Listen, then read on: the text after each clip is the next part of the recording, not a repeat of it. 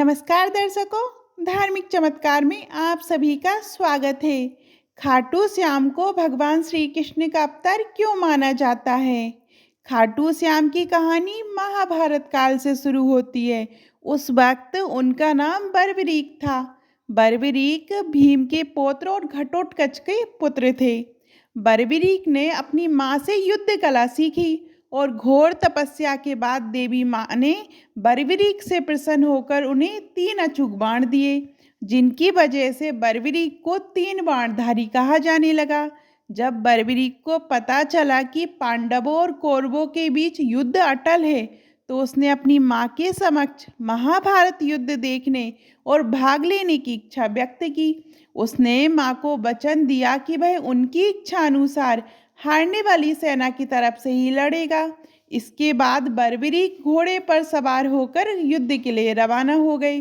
रास्ते में श्री कृष्ण ने ब्राह्मण का वेश धारण करके बर्बरीक को रोका, ताकि वह उनकी शक्ति की परीक्षा ले सके।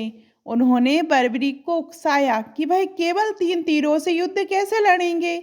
इस बात का जवाब देते हुए बर्बरीक ने कहा कि उनका एक बाण ही दुश्मन की सेना के लिए काफ़ी है और वह तीर वापस तर्कस में ही लौट आएगा।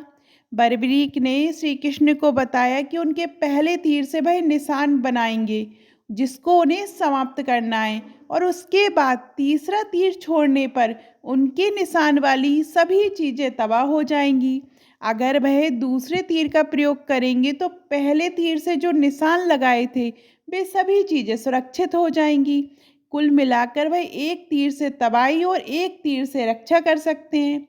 जब श्री कृष्ण को शक्ति का पता चल गया तो उन्होंने बर्बरीक को चुनौती दी कि अगर वह वहाँ मौजूद पीपल के पेड़ के सभी पत्तों को आपस में बांध देंगे तो उनको बर्बरीक की शक्ति पर विश्वास हो जाएगा।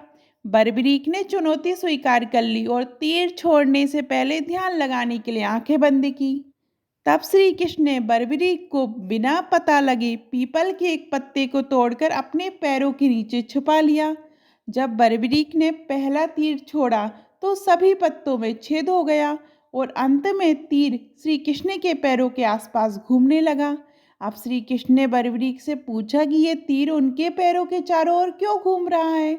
तो बर्बरीक ने जवाब दिया कि शायद आपके पैरों के नीचे एक पत्ता रह गया है और ये तीर उस छुपे हुए पत्ते को निशाना बनाने के लिए पैरों के चारों ओर घूम रहा है। बर्बरीक ने श्री कृष्ण से कहा कि ब्राह्मण राज, आप अपना पैर यहाँ से हटा लीजिए, वरना ये तीर आपके पैर को भेद देगा। श्री कृष्ण का पैर हटते ही उस छुपे हुए पत्ते में भी छेद हो गया। उसके बाद बर्बरीक के तीसरे तीर से सारे पत्तों को आपस में बांध दिया गया।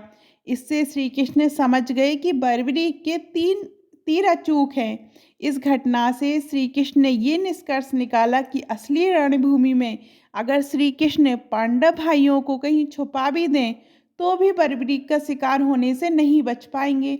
तब श्री कृष्ण ने बर्बरीक को युद्ध में उनकी तरफ से लड़ने का प्रस्ताव दिया। बर्बरीक ने अपने माता को दिए वचन बताते हुए कहा कि वह केवल हार रही सेना की तरफ से ही लड़ेंगे। कौरवों को भी बर्बरीक के इस वचन के बारे में पता था, इसलिए उन्होंने युद्ध के पहले दिन अपनी 11 अक्षौहिणी सेना को नहीं उतारा, ताकि जब कौरवों की सेना पहले दिन पांडवों से हार जाए तो बर्बरीक कौरवों का सहयोग कर पांडवों का विनाश कर देंगे। इस प्रकार जब वह कौरवों की तरफ से लड़ेंगे तो पांडवों की सेना कमजोर हो जाएगी। उसके बाद वह पांडवों की सेना में चले जाएंगे। इस तरह वह दोनों सेनाओं में घूमते रहेंगे। श्री कृष्ण को अब लगने लगा था कि अगर बर्बरीक इस युद्ध में शामिल हुआ तो कोई भी सेना नहीं जीत पाएगी। अंत में दोनों पक्षों का विनाश हो जाएगा और केवल बर्बरीक ही शेष रह जाएगा। तब श्री कृष्ण ने विचार किया कि बर्बरीक को रोकने के लिए उनको उसके प्राण मांगने होंगे। अब श्री कृष्ण ने बर्बरीक से दान देने का आग्रह किया। इस पर बर्बरीक ने कहा, ब्राह्मण, आपकी जो इच्छा हो मैं आपको देने के लिए तैयार हूँ। श्री कृष्ण ने दान में बर्बरीक का सिर मांग लिया। बर्बरीक ब्राह्मण रूप धरे भगवान श्री कृष्ण की इस अनोखी मांग को सुनकर चकित रह गए और उनसे अपने वास्तविक रूप में आने के लिए कहा। श्री कृष्ण ने बर्बरीक को अपना विराट रूप दिखाया तो उसने विराट रूप देखकर खुद को धन्य माना। अपना वादा निभाते हुए श्री कृष्ण के आदेश पर बर्बरीक ने अपना सिर दान में दे दिया। अपनी जान देने से पहले बर्बरीक ने श्री कृष्ण को अपनी एक और इच्छा जाहिर की कि वह महाभारत युद्ध को अपनी आंखों से देखना चाहते हैं।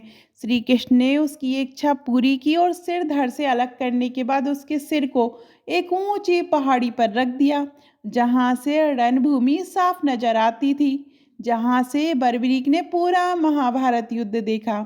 युद्ध खत्म होने के बाद जब जीते हुए पांडवों ने एक दूसरे से बहस करना शुरू की कि युद्ध की जीत का श्रेय किसे मिलना चाहिए, तो श्री कृष्ण ने बर्बरीक के सिर को इस विवाद का निर्णय लेने के लिए कहा। तब बर्बरीक ने बताया कि श्री कृष्ण अकेले ऐसे हैं जिनकी वजह से महाभारत युद्ध में पांडवों की जीत हुई है, क्योंकि उनकी रणनीति की इस युद्ध में अहम भूमिका रही है और इस धर्म युद्ध में धर्म की जीत हुई है। श्री कृष्ण वीर बर्बरीक की महानता से अति प्रसन्न हुए और आशीर्वाद स्वरूप अपना श्याम नाम उन्हें दिया। एक किंवदंती के अनुसार कई सालों बाद वर्तमान राजस्थान के खाटू गांव में, जहां बर्बरीक का सिर जमीन में दबा हुआ था, वहां एक गाय आकर रोज अपने स्तनों से दुग्ध की धारा सोता ही बहाया करती थी। इसके कारण वहां खुदाई के बाद वह शीश प्रकट हुआ, जिसे कुछ दिनों के लिए एक ब्राह्मण को सुपुर्द कर दिया गया। इसी दौरान तत्कालीन खाटू के राजा रूप सिंह चौहान को एक सपना आया कि उनको एक मंदिर बनवाना है जिसमें ये सिर स्थापित करना है। मंदिर का निर्माण शुरू किया गया और फागुन मास की शुक्ल पक्ष के 11वें दिन उनकी प्रतिमा को स्थापित किया गया। इतिहासकार पंडित झाबरमल शर्मा के मुताबिक साल 1679 में औरंगजेब की सेना ने इस मंदिर को नष्ट कर दिया। इस मंदिर की रक्षा के लिए उस समय अनेक राजपूतों ने अपना प्राण दिए थे। साल 1720 ईस्वी में इस मंदिर का पुनर्निर्माण कराया। तब से ये मंदिर उसी स्थिति में है। खाटू श्याम का जन्मोत्सव यहाँ हर साल कार्तिक शुक्ल की देवउठनी एकादशी को मनाया जाता है। खाटू श्याम मंदिर में प्रत्येक वर्ष फाल्गुन मास शुक्ल पक्ष में बड़े मेले का आयोजन होता है। ये मेला फागुन सुदी दशमी के आरंभ और द्वादशी के अंत तक लगता है। इस मेले में देश विदेश से भक्तजन बाबा खाटू श्याम के दर्शन के लिए आते हैं। इस मंदिर में भक्तों की गहरी आस्था है। बाबा श्याम हारे का सहारा, खाटू श्याम जी, खाटू का नरेश और शीश का दानी, इन सभी नामों से खाटू श्याम को उनके भक्त पुकारते हैं। श्री खाटू श्याम मंदिर जयपुर से बाया रिंगस होकर 80 किलोमीटर की दूरी पर खाटू गांव में स्थित है। रिंगस उत्तर पश्चिम रेलवे का जंक्शन है।